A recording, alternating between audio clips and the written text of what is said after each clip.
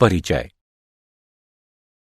बच्चों, आज हम एल्डिहाइडों, कीटोनों और कार्बोक्सिलिक अम्लों की रासायनिक अभिक्रियाओं का अध्ययन करेंगे।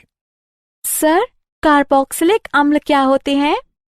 कार्बोक्सिलिक अम्ल वे कार्बनिक यौगिक होते हैं जिनमें कार्बोक्सी समूह उपस्थित होता है।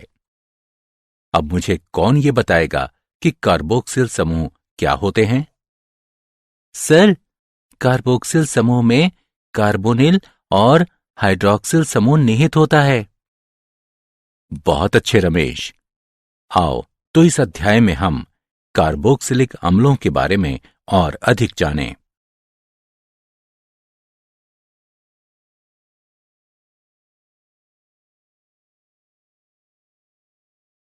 उद्देश्य। इस पाठ के अंत में आप निम्न करने में सक्षम हो जाएंगे। एल्डिहाइडों और कीटोनों की रासायनिक अभिक्रिया का वर्णन करना, एल्डिहाइडों और कीटोनों के उपयोग को समझाना, कार्बोक्सिल समूह के नामकरण और संरचना को समझाना, कार्बोक्सिल समूहों के विरचन की विधि बताना, कार्बोक्सिलिक अम्लों के भौतिक गुणों का एक संक्षिप्त विवरण देना, कार्बोक्सिलिक अम्लों के रासायनिक गुणों का वर्णन करना और कार्बोक्सिलिक अम्लों के उपयोगों का उल्लेख करना।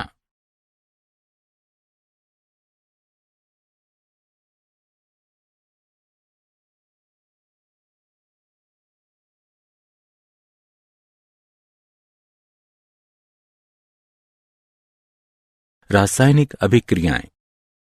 नाभिक रागी योगज अभिक्रियाएं।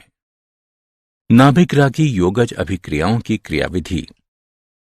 वे योगज अभिक्रियाएं जो नाभिक रागियों के द्वारा प्रारंभ की जाती हैं, नाभिक रागी योगज अभिक्रियाएं कहलाती हैं। इस अभिक्रिया में एक नाभिक रागी इलेक्ट्रॉन रागी sp2 संकरित कार्बन पर आक्रमण करता है। कार्बन की संकरण अवस्था sp2 से sp3 हो जाती है और एक चतुष्फलकीय ऑल्का ऑक्साइड मध्यवर्ती बनता है। ये मध्यवर्ती प्रोटॉन से अभिक्रिया करके योगज उत्पाद बनाता है। अभिक्रियाशीलता। इलेक्ट्रॉनिक और त्रिविमीय प्रभावों के कारण नाभिक रागी आक्रमण अभिक्रियाओं में एल्डिहाइड कीटोनों की अपेक्षा अधिक क्रियाशील होते हैं। त्रिविम रूप से कीटोन में दो एल्किल या एरिल समूह कार्बोनिल कार्बन परमाणु से संलग्न होते हैं, जबकि एल्डिहाइड के कार्बोनिल कार्बन पर हाइड्रोजन परमाणु और एक एल्किल या एरिल समूह उपस्थित होता है। अतः कीटोन के साथ योगज अभिक्रिया उत्पाद बनाने की संक्रमण अवस्था में तुलनात्मक रूप से अधिक बाधित होती है। अतः अभिक्रिया की गति धीमी हो जाती है। इलेक्ट्रॉनिक रूप से किसी एल्डिहाइड का कार्बोनिल कार्बन परमाणु केवल एक इलेक्ट्रॉन प्रदान करने वाले एल्किल समूह को धारण करता है, जबकि कीटोन इस तरह के दो समूहों को धारण करता है। अतः एल्डिहाइड का कार्बोनिल कार्बन परमाणु तुलनात्मक रूप से अधिक निर्बल इलेक्ट्रॉन ग्राही होता है और एक नाभिक रागी को आकर्षित करने की प्रबल प्रवृत्ति को प्रदर्शित करता है। नाभिक रागी योगज और नाभिक योगज विलोपन अभिक्रियाओं के कुछ महत्वपूर्ण उदाहरण। हाइड्रोजन साइनाइड का संयोजन। शुद्ध HCN के साथ ये अभिक्रिया बहुत धीमी गति से होती है, अतः ये क्षार के द्वारा उत्प्रेरित की जाती है। जनित साइनाइड आयन प्रबल नाभिक स्नेही होता है और ये एल्डिहाइडों और कीटोनों के कार्बोनिल समूह से संयोजित होकर साइनोहाइड्रिन यौगिक का निर्माण करता है। सोडियम हाइड्रोजन सल्फाइड का संयोजन। एल्डिहाइडों और कीटोनों की सोडियम हाइड्रोजन सल्फाइड के सांद्र विलयन के साथ अभिक्रिया कराने पर ये बाइसल्फाइड के योगज उत्पाद बनाते हैं। एल्कोहलों का संयोजन। एल्डिहाइड शुष्क हाइड्रोजन क्लोराइड की उपस्थिति में एल्कोहलों के साथ अभिक्रिया करता है। पहले हेमी एसिटेल बनते हैं जो एल्कोहल के दूसरे मोल से अभिक्रिया करके स्थायी एसिटेल बनाते हैं। कीटोन एल्कोहल से सीधी अभिक्रिया नहीं करते, पर एकांतर विधि के द्वारा कीटैल का विरचन किया जा सकता है। कीटोन एथिलीन ग्लाइकॉल से हाइड्रोक्लोरिक गैस की उपस्थिति में अभिक्रिया करके जल और एथिलीन ग्लाइकॉल कीटैल का निर्माण करते हैं।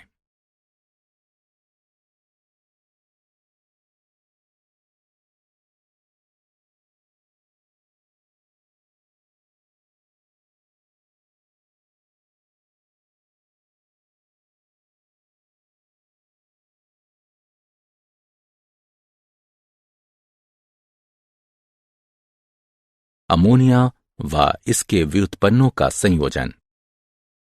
अमोनिया व इसके व्युत्पन्न अम्लीय माध्यम में कार्बोनिल यौगिकों के साथ अभिक्रिया करके मध्यवर्ती उत्पाद बनाते हैं जो जल के अणु उन्मूलन द्रुत निर्जलीकरण द्वारा इमीन व्युत्पन्नों के रूप में अंतिम उत्पाद बनाते हैं। Z बराबर alkyl aryl OH NH2 C6 H5 NH NH CO NH2 हो सकता है।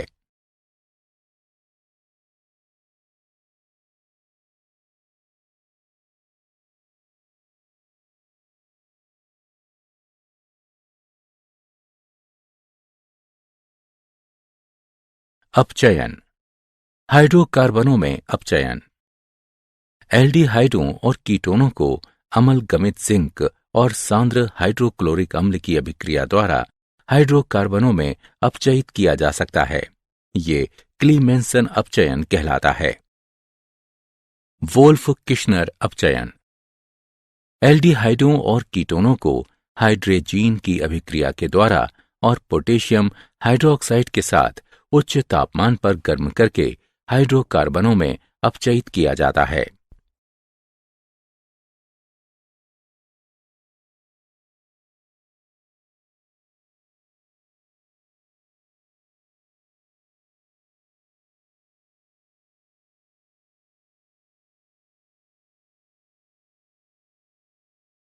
ऑक्सीकरण। एल्डिहाइडों को सरलता से उन कार्बोक्सिलिक अम्लों में ऑक्सीकृत किया जा सकता है जिनमें कार्बन परमाणु की संख्या मूल एल्डिहाइड के बराबर होती है। एल्डिहाइड आसानी से ऑक्सीकृत हो जाते हैं क्योंकि इनके कार्बोनिल समूह में हाइड्रोजन परमाणु की उपस्थिति के कारण ये बिना किसी आबंध विदलन के OH समूह में परिवर्तित हो जाते हैं। अतः एल्डिहाइड केवल प्रबल ऑक्सीकारक कर्मक जैसे पोटेशियम परमैंगनेट और पोटेशियम डाइक्रोमेट के द्वारा ही ऑक्सीकृत नहीं होते, अपितु ये मूलभूत स्थितियों में मृदु ऑक्सीकारक कर्मक जैसे Ag2+ और Cu2+ आयनों के द्वारा भी ऑक्सीकृत किए जा सकते हैं। कीटोन का ऑक्सीकरण प्रबल परिस्थितियों में होता है। प्रबल ऑक्सीकारक कर्मक जैसे अम्लीकृत पोटेशियम डाइक्रोमेट विलयन या एल्केलाइन पोटेशियम परमैंगनेट और उच्च ताप पर की आवश्यकता होती है। कीटोन के ऑक्सीकरण के परिणाम स्वरूप जो कार्बोक्सिलिक अम्ल बनाता है उसमें कार्बन परमाणु की संख्या मूल कार्बोनिल यौगिक के कार्बन परमाणुओं की संख्या से कम होती है।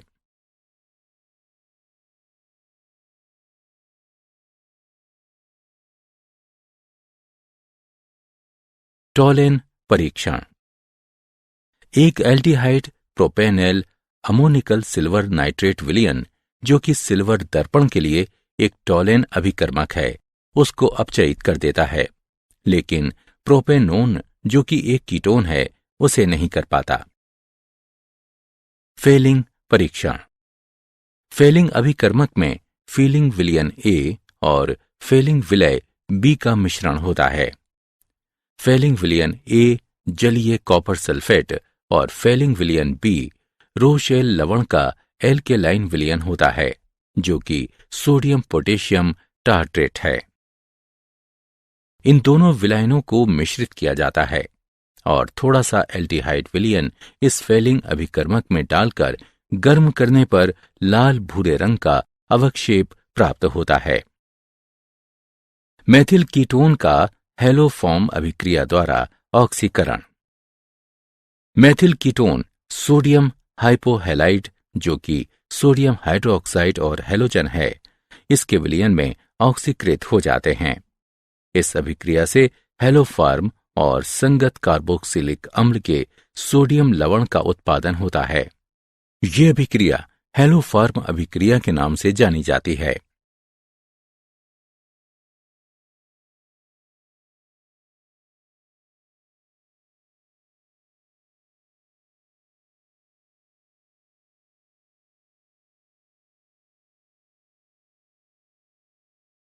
अल्फा हाइड्रोजन के कारण अभिक्रियाएं। एल्डिहाइडों और कीटोनों के अल्फा हाइड्रोजनों की अम्लता। एल्डिहाइडों और कीटोनों के अल्फा हाइड्रोजन परमाणु अम्लीय होते हैं।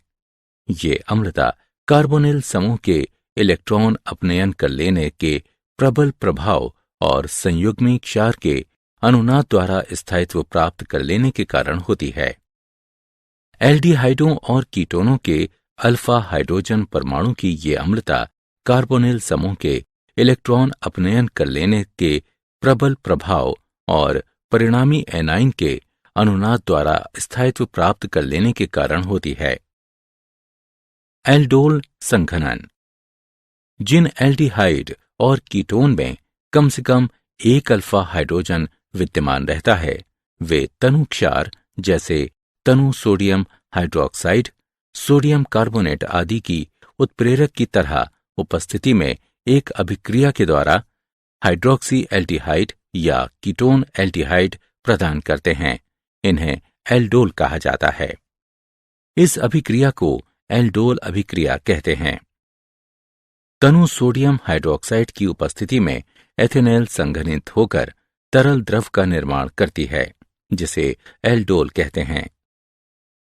गर्म करने पर एल्डोल जल को निष्कासित कर असंतृप्त यौगिक बनाता है। बेरियम हाइड्रोक्साइड की उपस्थिति में प्रोपेनोन कीटोल देता है। गर्म करने पर कीटोल जल को निष्कासित कर असंतृप्त यौगिक बनाता है।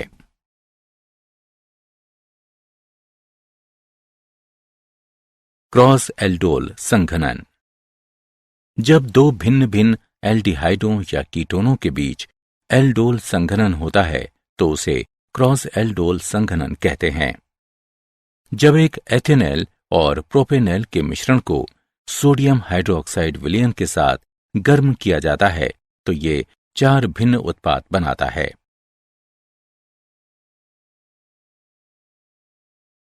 अन्य अभिक्रियाएं। कैनिजारो अभिक्रिया।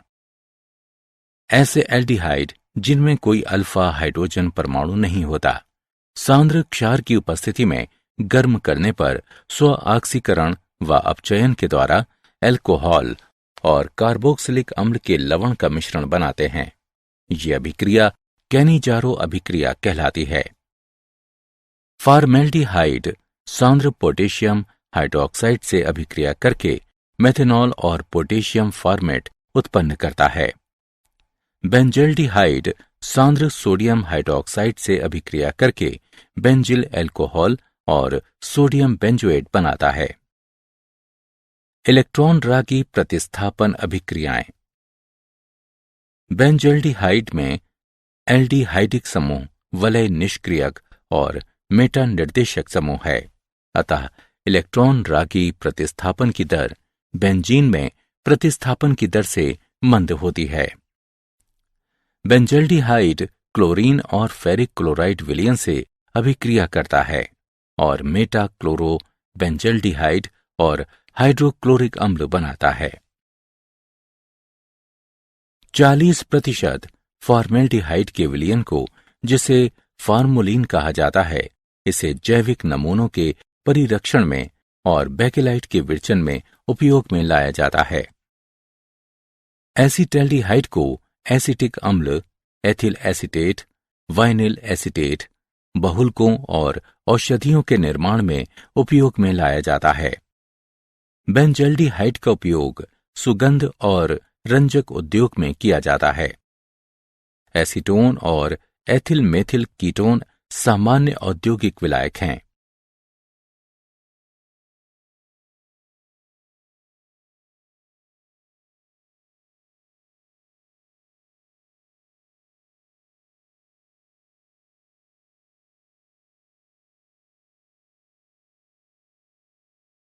कार्बोक्सिलिक अम्ल वे कार्बनिक यौगिक जिनमें कार्बोक्सिल समूह उपस्थित होता है कार्बोक्सिलिक अम्ल कहलाते हैं। कार्बोक्सिल समूह कार्बोनिल और हाइड्रोक्सिल समूह से मिलकर बना होता है, अतः इसका नाम कार्बोक्सिल दिया गया है। कार्बोक्सिल समूह के एलिफेटिक एल्किल श्रृंखला या एरिल समूहों में जुड़ने के आधार पर कार्बोक्सिलिक अम्ल एलिफेटिक या एरोमेटिक हो सकते हैं।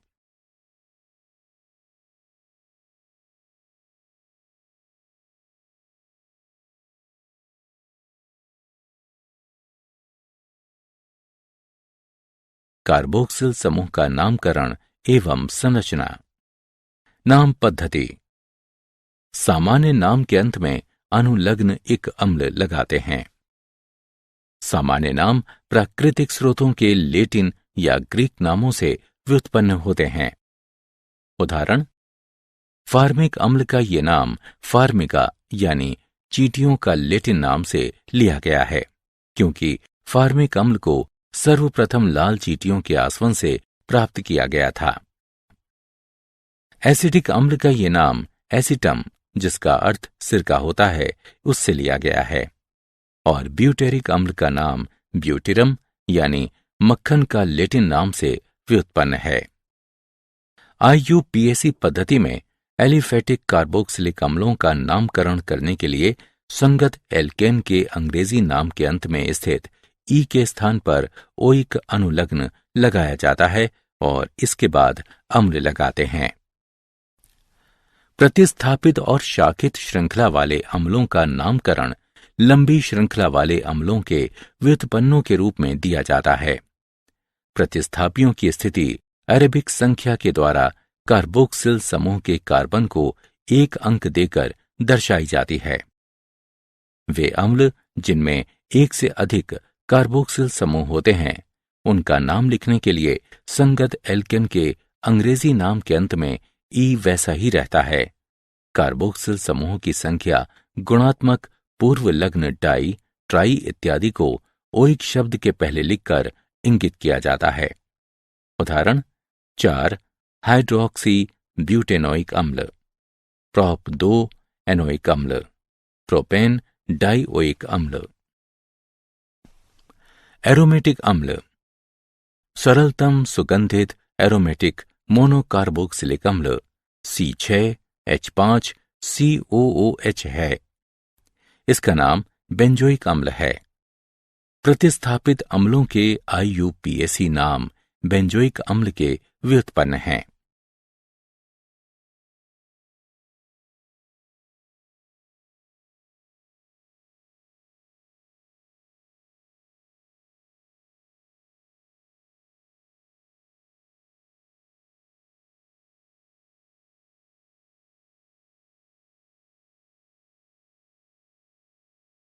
कार्बोक्सिल समूह की संरचना। कार्बोक्सिलिक अम्लों के क्रियात्मक समूह कार्बोक्सिल समूह होते हैं। कार्बोक्सिल कार्बन नीचे दी गई अनुनादी संरचनाएं प्रदर्शित करता है।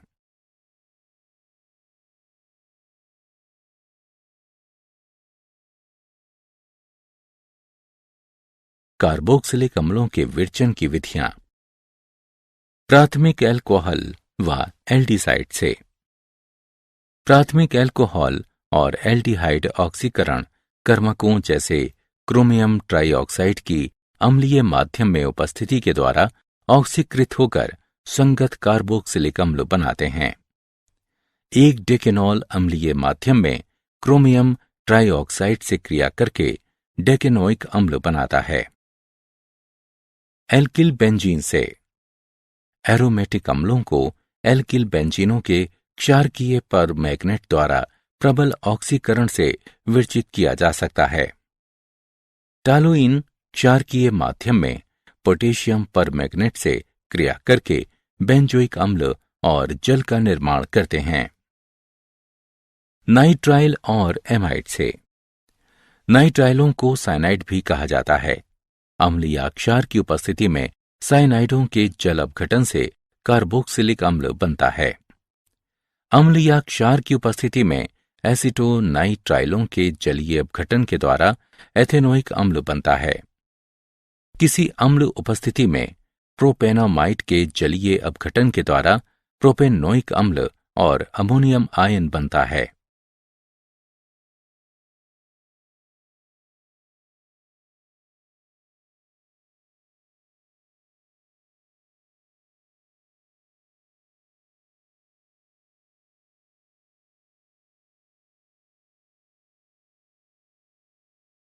कार्बोक्सिलिक अम्लों के विरचन की विधियां। ग्रीनयार अभिकर्मक द्वारा। जब ग्रीनयार अभिकर्मक को कार्बन डाइऑक्साइड के साथ शुष्क ईथर की उपस्थिति में अभिकृत कराया जाता है तो ये कार्बोक्सिलिक अम्ल के लवण का निर्माण करते हैं जो खनिज अम्लों से संगत कार्बोक्सिलिक अम्ल देते हैं।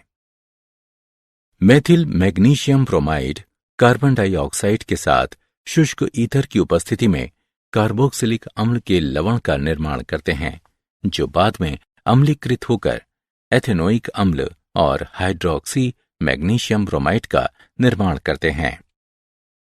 एसिल हैलाइड और एनहाइड्राइडों से।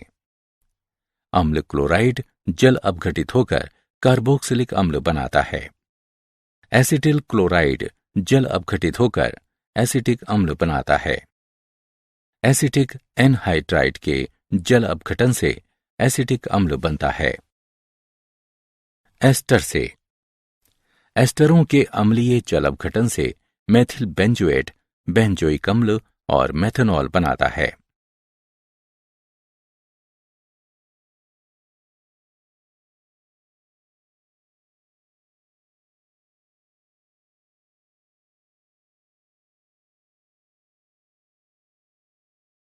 भौतिक गुण।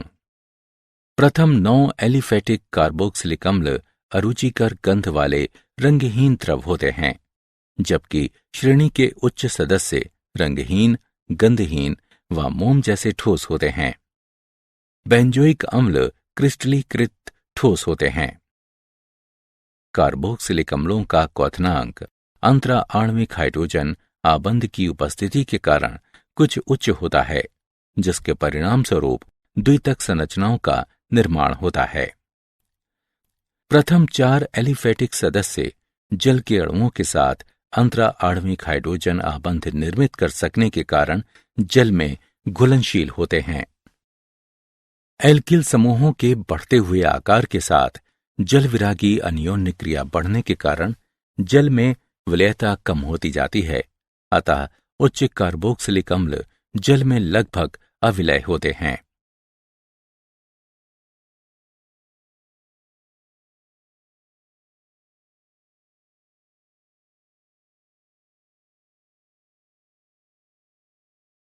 रासायनिक अभिक्रियाएं। अभिक्रियाएं जिनमें OH आबंध का विदलन होता है। अम्लता। धातु और क्षारों के साथ अभिक्रिया। कार्बोक्सिलिक अम्ल सर्वाधिक अम्लीय कार्बनिक यौगिकों में से एक है। ये सोडियम धातु के साथ अभिक्रिया करके हाइड्रोजन गैस मुक्त करते हैं। सोडियम धातु एथेनोइक अम्ल से अभिक्रिया करके सोडियम एसिटेट देती है और हाइड्रोजन गैस मुक्त करती है। बेंजोइक अम्ल क्षार से क्रिया करके लवण और पानी बनाते हैं। एथेनोइक अम्ल कार्बोनेटों से अभिक्रिया करके कार्बन डाइऑक्साइड गैस निष्कासित करते हैं।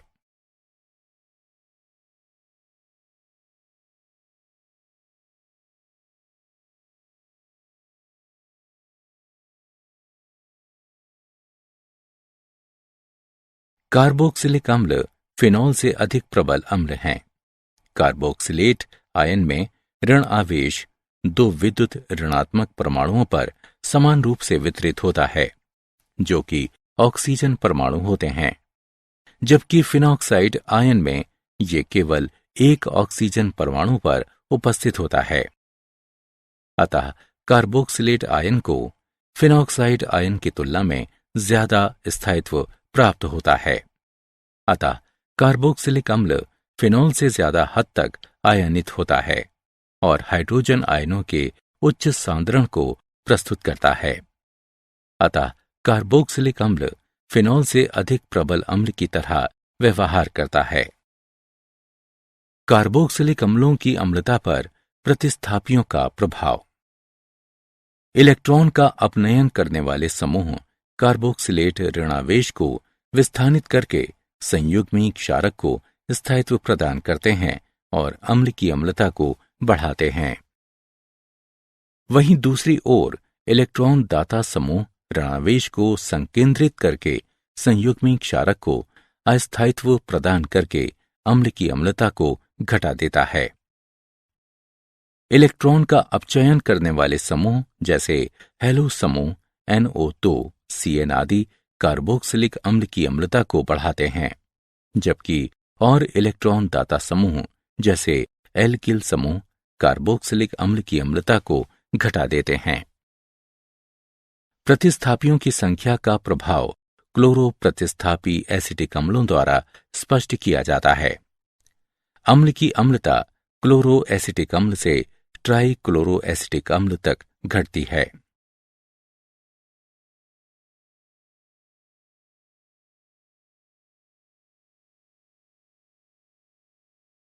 COH आबंध विदलन संबंधी अभिक्रियाएं। एनहाइड्राइड का विरचन। कार्बोक्सिलिक अम्लों को फास्फोरस पेंटाऑक्साइड के साथ गर्म करने पर ये कार्बोक्सिलिक अम्लों के 2 अणुओं से जल के एक अणु के निष्कासन के द्वारा एनहाइड्राइड बनाता है। एस्ट्रीकरण।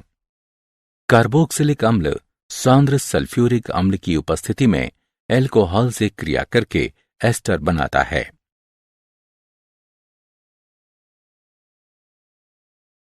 फास्फोरस पेंटाक्लोराइड, फास्फोरस ट्राइक्लोराइड और थियोनिल क्लोराइड के साथ अभिक्रियाएं। कार्बोक्सिलिक अम्ल फास्फोरस पेंटाक्लोराइड फास्फोरस ट्राइक्लोराइड और थियोनिल क्लोराइड के साथ अभिक्रिया करके अम्ल क्लोराइडों का निर्माण करता है। कार्बोक्सिलिक अम्ल फास्फोरस पेंटाक्लोराइड से अभिक्रिया करके अम्ल क्लोराइड, फास्फोरिल क्लोराइड और हाइड्रोक्लोरिक अम्ल का निर्माण करता है। कार्बोक्सिलिक अम्ल फास्फोरस ट्राइक्लोराइड से अभिक्रिया करके अम्ल क्लोराइड और फास्फोरस अम्ल बनाता है।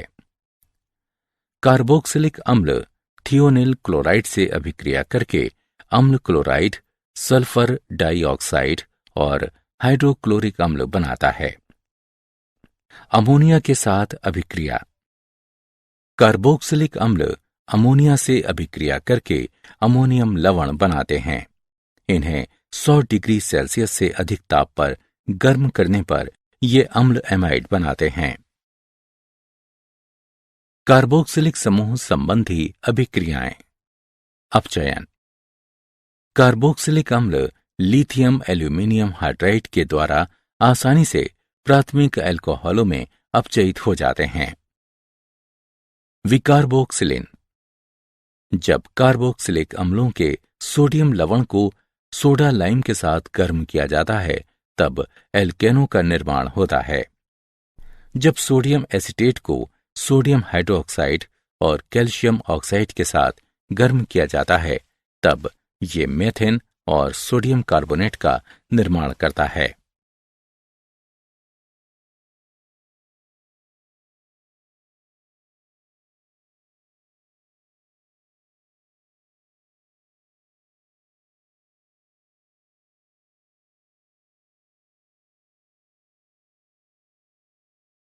हाइड्रोकार्बन भाग में प्रतिस्थापन अभिक्रियाएं। हैलोजनन। ये अभिक्रिया एलिफेटिक कार्बोक्सिलिक अम्ल और क्लोरीन या ब्रोमीन के बीच लाल फास्फोरस की उपस्थिति में होती है। इस अभिक्रिया में कार्बोक्सिलिक अम्ल के अल्फा कार्बन परमाणु पर क्लोरो या ब्रोमो समूह का प्रतिस्थापन होता है। ये अभिक्रिया हेल्फोलॉर्ड जेलिस की अभिक्रिया कहलाती है। वलय प्रतिस्थापन। एरोमेटिक कार्बोक्सिलिक अम्ल इलेक्ट्रॉन रागी अभिक्रियाएं प्रदर्शित करते हैं। कार्बोक्सिलिक समूह एक निष्क्रियक एवं मेटा निर्देशी समूह की भांति व्यवहार करते हैं। सांद्र नाइट्रिक और सल्फ्यूरिक अम्ल को बेंजोइक अम्ल में मिलाने पर ये मेटा नाइट्रोबेंजोइक अम्ल में परिवर्तित हो जाते हैं। ब्रोमीन और फेरिक ब्रोमाइड को बेंजोइक अम्ल में मिलाने पर ये मेटा ब्रोमोबेंजोइक अम्ल में परिवर्तित हो जाता है। कार्बोक्सिलिक अम्लों के उपयोग। एसिटिक अम्ल का प्रयोग वृहत रूप से खाद्य परिरक्षक और मसालों के रूप में होता है। एसिटिक अम्ल अन्य रसायनों के साथ अभिक्रिया करके औद्योगिक महत्व के बहुत से यौगिक बनाते हैं। इनमें सेल्यूलोज एसीटेट शामिल है, जिसका उपयोग एसीटोन रेयॉन बनाने में, अज्वलनशील चलचित्र फिल्म, रोगन और प्लास्टिक बनाने में किया जाता है। बेंजोइक अम्ल खाद्य परिरक्षक के रूप में नियमित रूप से प्रयोग किया जाता है। साथ ही जीवाणु संक्रमण के इलाज में व अन्य रसायनों के साथ मिलाकर विकर्षक और इत्र जैसे उत्पादों को बनाने के लिए इसका उपयोग किया जाता है। क्या आप जानते हैं, सिरके में आमतौर पर एसिटिक अम्ल का 4 से 8% विलयन होता है।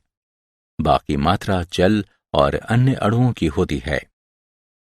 सिरके में उपस्थित एसिटिक अम्ल को एथेनॉल के किण्वन से बनाया जाता है।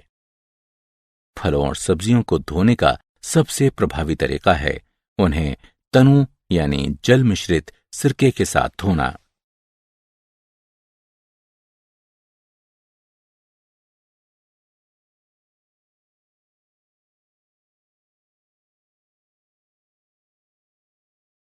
सारांश।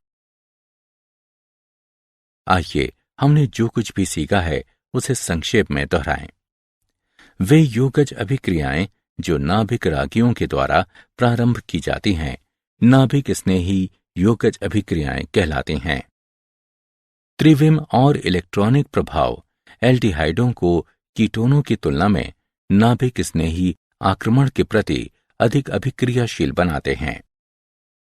एल्डिहाइड आसानी के साथ ऑक्सीकृत होकर कार्बोक्सिलिक अम्ल बनाते हैं। एल्डिहाइड अमोनिकल सिल्वर नाइट्रेट विलयन को अपचयित कर देता है, जो कि सिल्वर दर्पण के लिए एक टॉलेन अभिकर्मक है। फेलिंग विलयन जलीय कॉपर सल्फेट और सोडियम पोटेशियम टार्ट्रेट, जो कि एक रोशेल लवण है, उसका मिश्रण है। एल्डिहाइडों और कीटोनों के अल्फा हाइड्रोजन परमाणु अम्लीय होते हैं। ये अम्लता कार्बोनिल समूह के इलेक्ट्रॉन अपनयन कर लेने के प्रबल प्रभाव और संयुग्मिक क्षार के अनुनाद द्वारा स्थायित्व प्राप्त कर लेने के कारण होती है। जिन एल्डिहाइड और कीटोन में कम से कम एक अल्फा हाइड्रोजन विद्यमान रहता है, वे तनु क्षार जैसे तनु सोडियम हाइड्रोक्साइड, सोडियम कार्बोनेट आदि की उत्प्रेरक की तरह उपस्थिति में एक अभिक्रिया के द्वारा हाइड्रोक्सी एल्डिहाइड या कीटोन एल्डिहाइड प्रदान करते हैं। इन्हें एल्डोल कहा जाता है। इस अभिक्रिया को एल्डोल अभिक्रिया कहते हैं। जब दो भिन्न भिन्न एल्डिहाइडों या कीटोनों के बीच एल्डोल संघनन होता है तो उसे क्रॉस एल्डोल संघनन कहते हैं। वे कार्बनिक यौगिक जिनके क्रियात्मक समूह कार्बोक्सिल समूह होते हैं, कार्बोक्सिलिक अम्ल कहलाते हैं और कार्बोक्सिल कार्बन अनुनादी संरचनाएं प्रदर्शित करते हैं। कार्बोक्सिलिक अम्लों का क्वथनांक अंतरा आणविक हाइड्रोजन आबंध की उपस्थिति के कारण कुछ उच्च होता है, जिसके परिणाम स्वरूप द्वितक संरचनाओं का निर्माण होता है। एसिटिक अम्ल का प्रयोग वृहद रूप से खाद्य परिरक्षक और मसालों के रूप में होता है। एसिटिक अम्ल अन्य रसायनों के साथ अभिक्रिया करके औद्योगिक महत्व के बहुत से यौगिक बनाते हैं।